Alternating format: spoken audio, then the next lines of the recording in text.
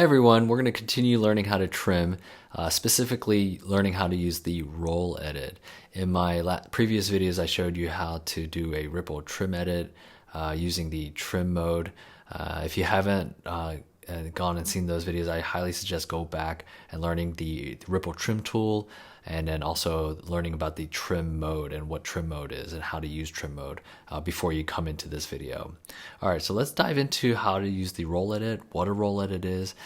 Basically, a roll edit is, you use a roll edit really to overlap your image over audio, or you are overlapping audio underneath a video. It's a little confusing, but I'll show you what I mean.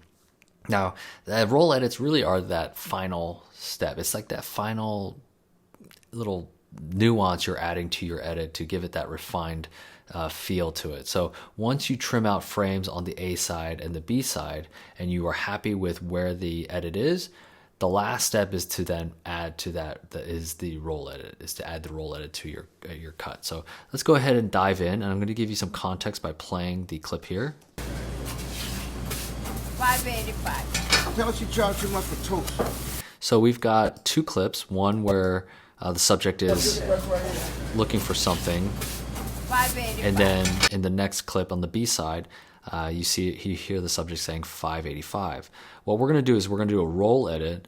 We're going to have the picture overlapping the audio of 585. So here we see her saying 585 here, but what I want to do is I want to hear 585 being heard over this shot. So we're going to do an overlap edit here.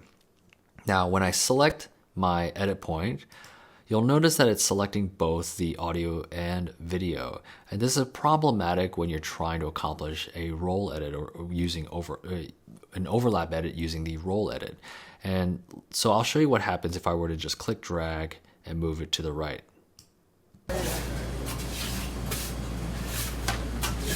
Charge too much for toast.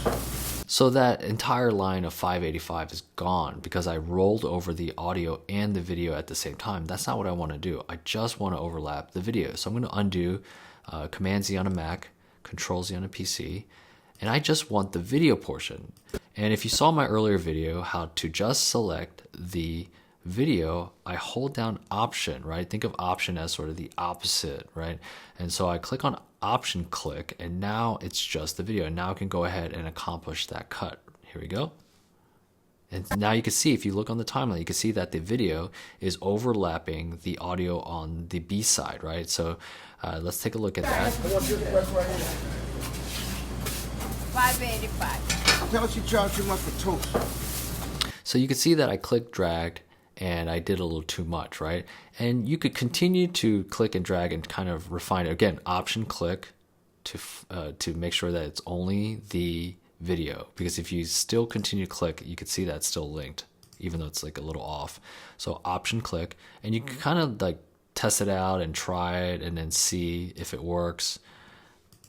585. So again, it's a guess. It's not as efficient. So what I'm going to do is I'm going to Option, and I'm going to get into trim mode by holding that. Now, to get into trim mode, you have to double click an edit point, right? But I don't want to mess with the audio. So then I have to add to the Option modifier key to not only get into trim mode, but to get into trim mode only selecting the video. So Option, double click, and now I'm in trim mode only affecting the video. And if you saw my trim mode video, you know what we're about to do. We're going to use a space bar to get into loop playback, and then we're going to use the buttons here, trim forward, trim backwards, to find that point. And you can also again use the hotkeys, right? If you highlight over it, you'll see it there, Option right or Option Shift right, and over here the Option left or the Option Shift left. Let's hit the space bar and let's get right into it. 585. Tell us you charge too much for 585. Tell us you charge too much for toast. 585. Tell us you charge too much for. All right, so you continue to refine. I think this is a good spot of where we need to be. I like where it's at, and it's just about like a feeling, right? At this point, there's no like exact science. It's like what feels right and what feels right where it flows. So I'm gonna hit it one more time. 585. Tell her she charged too much for toast. And then I just changed the frame right there, just maybe more to the right. Subtle. Tell her she charged. So when you're editing with frames, it's really subtle, right?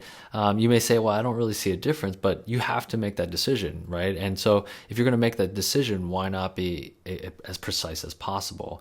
I think of it like going to like the eye doctor, right? And the optometrist is trying to get to the exact prescription you need, right? And so if you've never been to an optometrist, they'll say like, they'll choose two lenses that are a little bit different, very subtle, and they'll say A or B. And you have to say A or B, like I choose B.